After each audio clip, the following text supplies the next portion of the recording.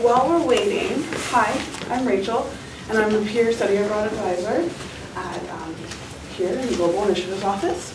I also have a Study Abroad Ambassador. My name is Nani. I studied abroad in Greece, and I'm here to explain a little bit more about my experience. I'm Natalia Diba. I'm the director of the Global Initiatives Office, and Global Initiatives is the office on our campus that oversees study abroad opportunities, and we connect students to opportunities that are available all across the UW system. So one common myth I think that people come in with is that as UW Bothell students, you can only do programs with UW Bothell, but that's actually not true. You have literally hundreds of opportunities to study abroad, and actually both Nona and Rachel studied abroad with a non-UW Bothell program. So they'll talk a little bit about how that came to be.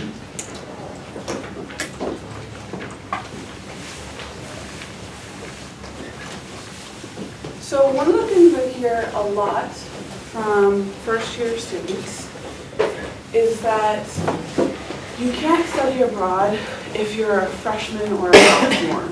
How many of you have heard that? Yeah? That's not true. It's a myth. You can actually study abroad whenever it fits within your life or your academic career. But I'm kind of interested in learning about what other things you know about study abroad.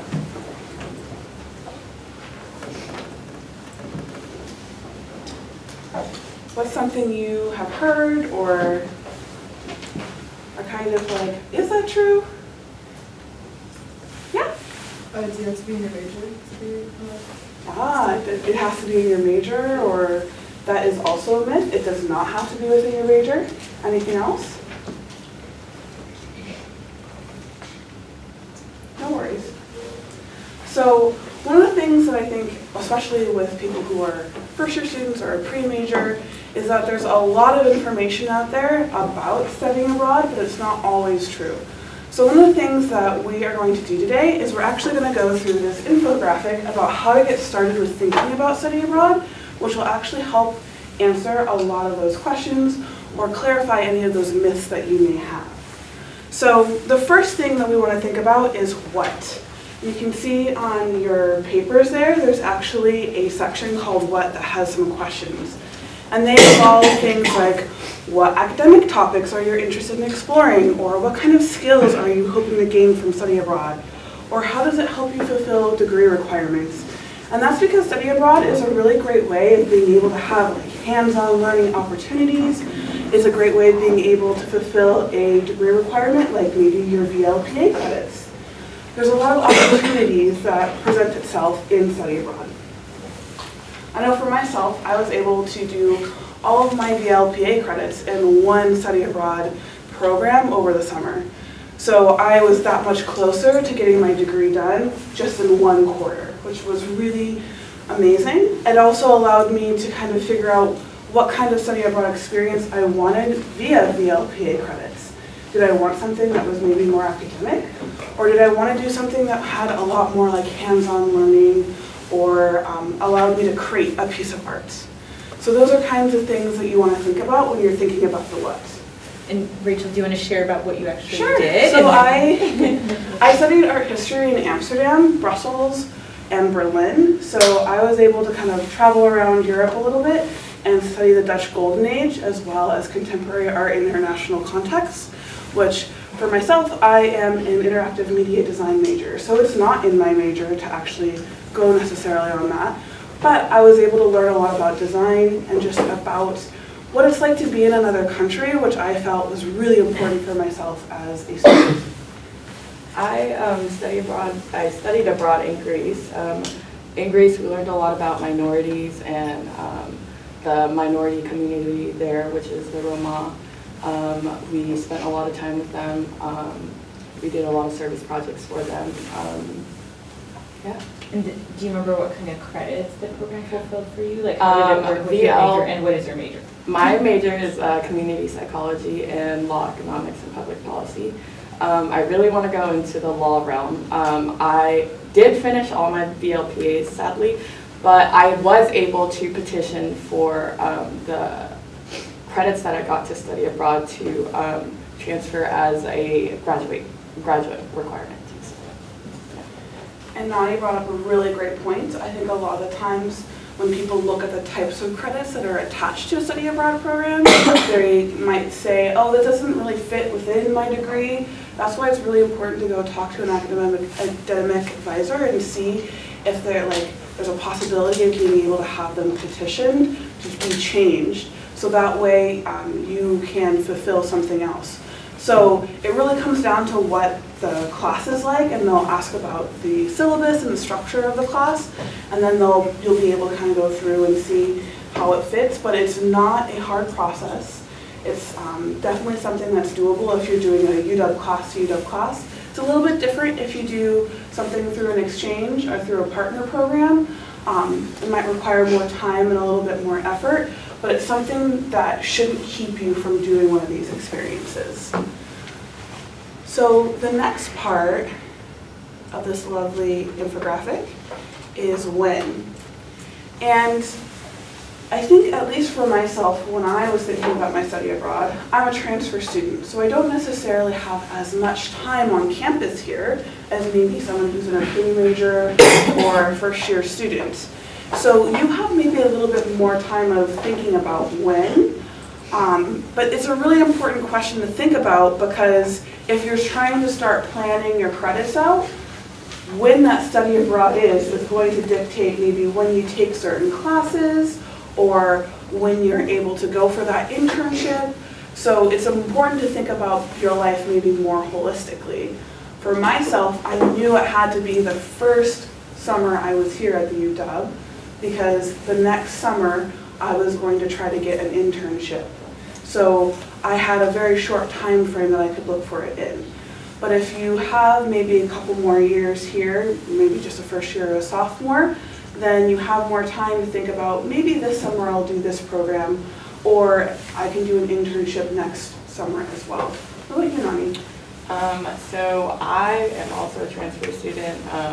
I did Running Start in high school, so I'm a little bit more ahead, which gave me less time to do study abroad, just because I didn't even know about all the different study abroad opportunities there were until I looked it up. One day we were talking about it in class, I looked it up, and I came across the UW study abroad programs, and I signed up for one. I almost had to drop it because it didn't really fit into my time schedule here. I wanted to graduate this year, but I ended up making it work. Yeah. So can I piggyback on something you said? So you said that you didn't know about all the study abroad opportunities, and then one day you just did it. Yeah. So tell us a little bit more about, because I think that's very common that a lot of students, like, maybe you see all the posters on the wall, but you never think this is something for you. So what made you decide, like, hey, this is something that I could do? When you weren't coming in with that. I think I wanted a globalized education. I wanted something where, like, it wasn't only like sit in class and listen to your professor and like write down notes, and it's like the same thing every day. I wanted something outside. I wanted a new experience, something I could add to my resume, something to make me different when I do decide to focus or to pursue my career goals. Yeah. I think Nani is very typical of a lot of students at UW Bothell who are really like supercharged to go out and start learning more experientially. I think as a campus, we have a lot of high impact learning practices like community-based learning and research internships that allow students to really dive into things. And study abroad is just another facet of that. So if you're really interested about going out and doing something that is much more hands-on, study abroad gives you so many more opportunities to do something like that. And that kind of leads us into the how. And when we're thinking about how, it's more of the type of study abroad experience you're looking for. So Nani, what kind of program did you go on? What do you mean? UW faculty led? Oh, yes. Yeah. UW faculty. Well, yes, UW faculty led. His name was Professor Tassos Lagos. He is a professor at UW Seattle, and he leads the program. And you were also with a group of UW students, Yes, right? there was about 30 plus 32, I think, of us. Yeah, it was a big group. And did you, before you went, how much interaction did you have with those people? And then what did you actually do? Like, what was a typical day like in Greece? Because you said it wasn't sitting in class, so what was it? We would go out to the Roma, I forget what they're called, but they have little communities right outside of the of Athens where we were at. We would go there, we would spend time with the kids, we would help them pick up any trash they had, any service that we could do for them, anything that they needed help with. We even started,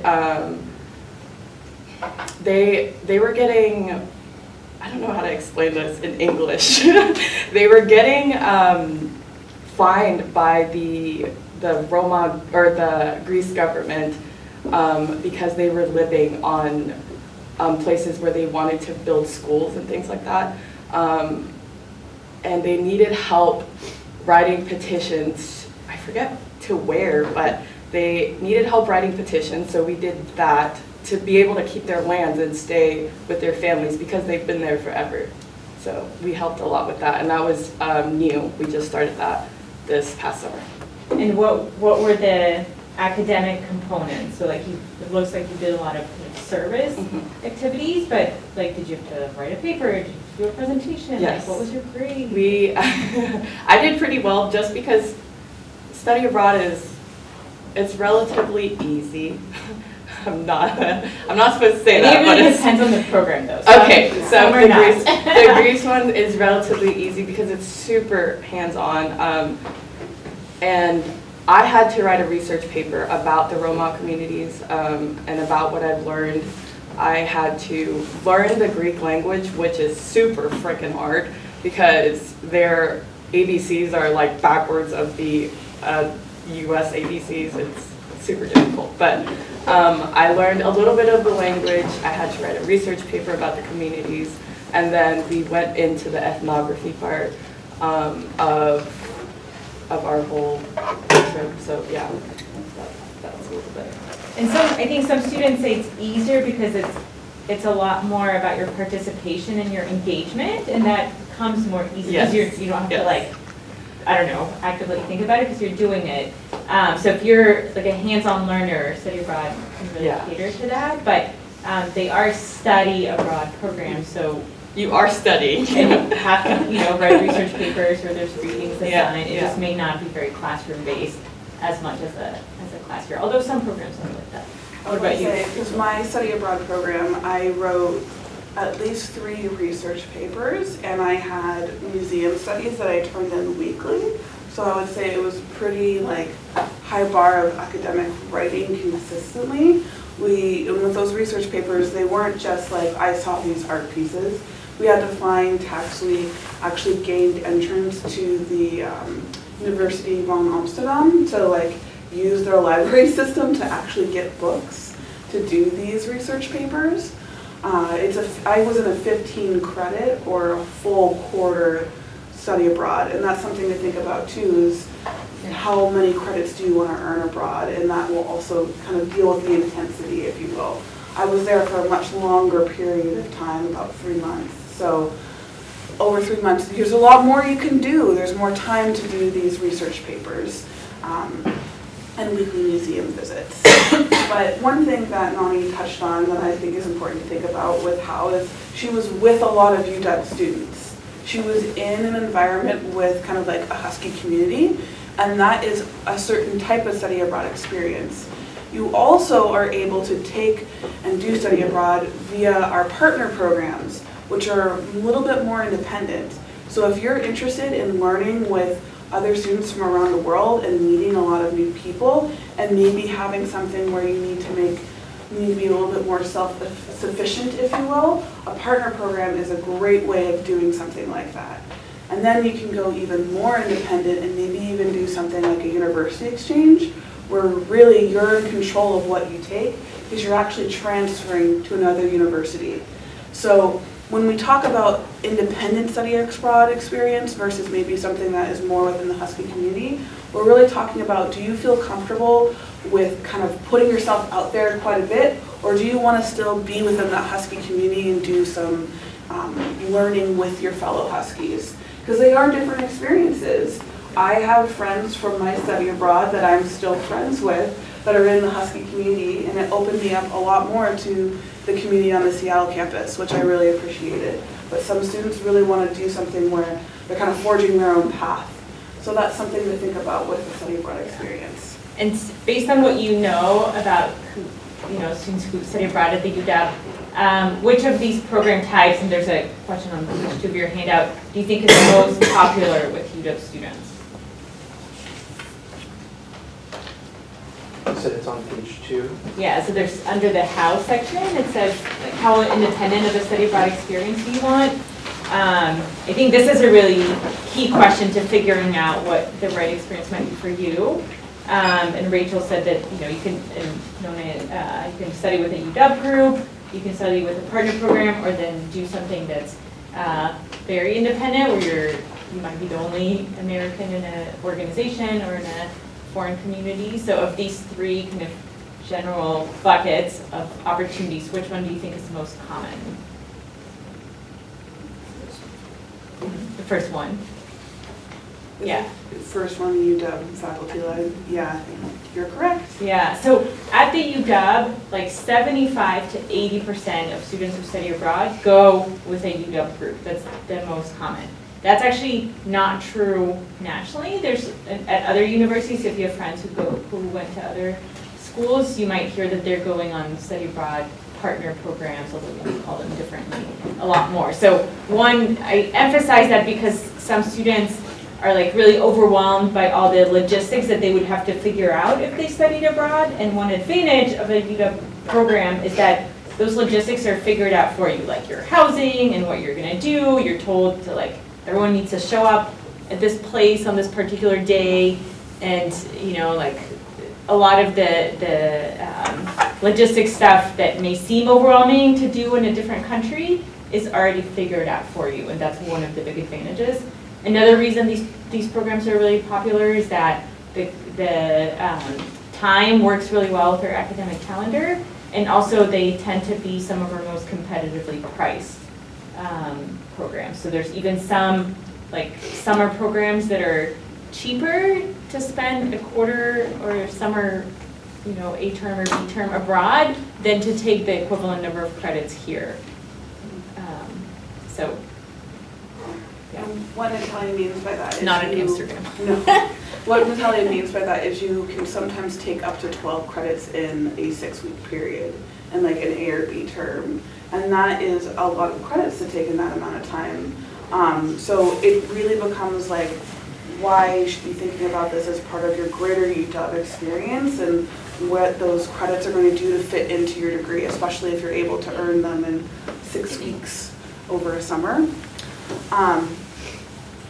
We've kind of talked a little bit about where we went, but that's also a really important part of your study abroad experience. One of the things that they look for when you're doing applications is the kind of personal connection you have, not only to the program and the academics, but also the location as well.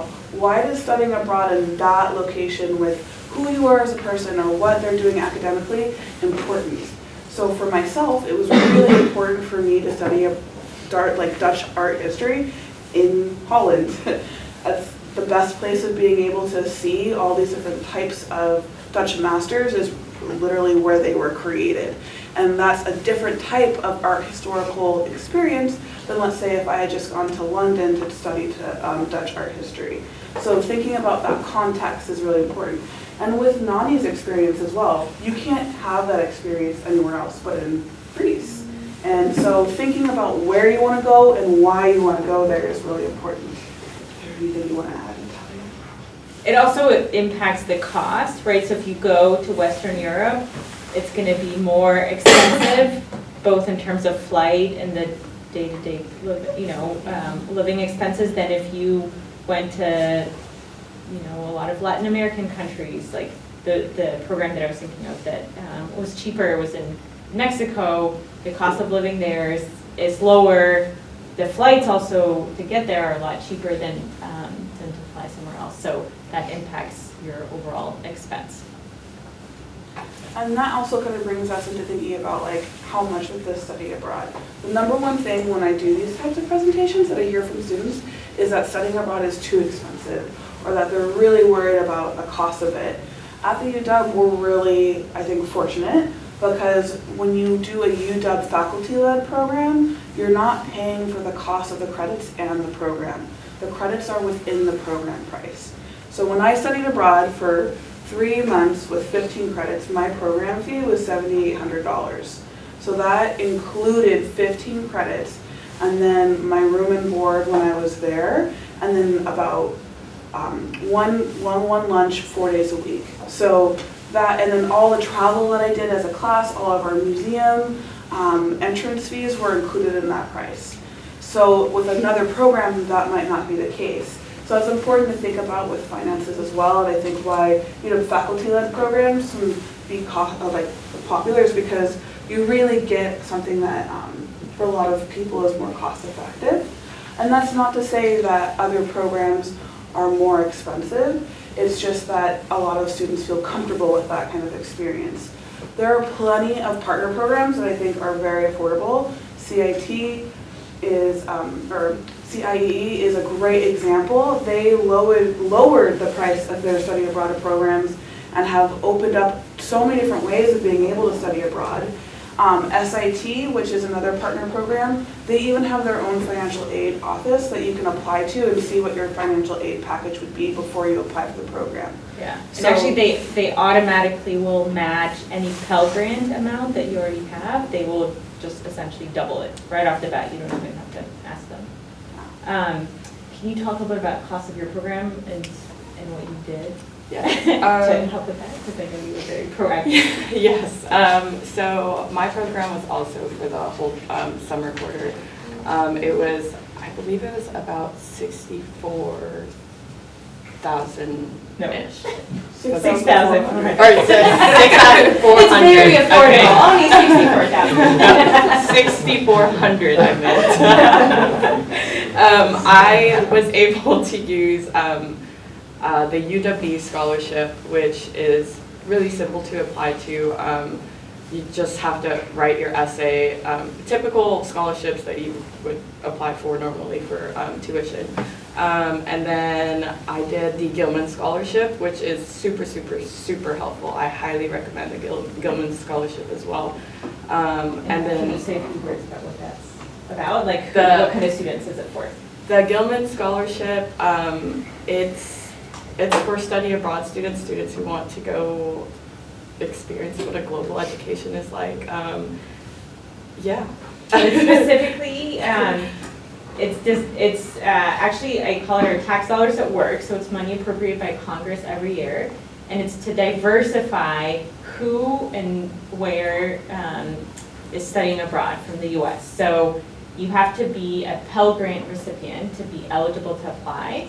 And it helps you if you also bring some kind of diversity to study abroad statistics nationwide. And that means students who are going to Greece over London or UK in general will have a better chance because Greece is less common of a destination. Students who are first generation in college bring diversity to this. Students of different races and ethnicities, students who work while they're in college, students who came through the community college system, if you have a disability, any of these diversity factors strengthen your application. Guys in the room, you actually bring diversity to study abroad because 2/3 of all study abroad participants in the US are women. So just by being not a woman, you have a diversity factor, and this is not common for a lot of other scholarships. But it is, and can you share how much you got in funding? Because they're also the wealth of the program. I believe I got 1,500 from Gilman. Yeah, so for summer awards, they range from like 1,500 to about 3,500 if you're going for a full term. We've had it, Bothell students who got $8,000 for the Gilman Scholarship. So the deadline is coming up March 3rd, so put that in your calendar. And you can apply for this scholarship before you even know that you're accepted into a study abroad program. So you don't have to wait until you know what program you're going to do to apply for a scholarship. And then the last thing I kind of want to touch on that you just kind of touched on with Nani is thinking about who you are and how this influences your journey at the UW. So I utilized my study abroad experience as part of how I applied for my major because I felt like it really changed how I viewed design. And that's something that a study abroad can do is it like helps expand your perspective. It also allows you to look at your identity in different contexts and really like learn a lot about yourself. And that's something you'll also want to think about when you're studying abroad. I don't think that you probably had a similar experience, Nani? Yeah. Can you share a little bit about it? So when I went to study abroad, I experienced, it's a rough topic, but I experienced racism differently than I experienced it here. Racism in Greece was a lot more heavier. It's very straightforward. I once went up to a lady to do an interview, and she thought I was Roma, and Roma are known to like steal things from tourists or like they're the bad people in Greece, and so she thought I was Roma, and she immediately thought or told her daughter to grab her things and don't talk to me because I might steal her things. So that was a crazy experience, but it helped me, I guess. It just helped me grow like my perspective on just who I am, and I'm not sure how to explain it in English because English isn't my first language, but it definitely helped me grow and become more mature, and helps me in my career, and I really want to go into law, so it really helped me understand what it's like to actually experience racism and actually, I'm not sure if you guys understand where I Want to do something yes, about it? yes, want to do something about it and want to help communities and help people that are affected by these things. So, I know that we're out of time. I just want to say at the end that you can always, I'm sure you have questions, you can always email us or make an appointment with us. You can find us online at uwbuffalo.edu/global initiatives/abroad. It was really wonderful talking to all of you. And if you do come in for an appointment, please bring this handout with you, because if you think through what's important to you in studying abroad, it's much easier for us to then point you to something that will be good. Thank you very much.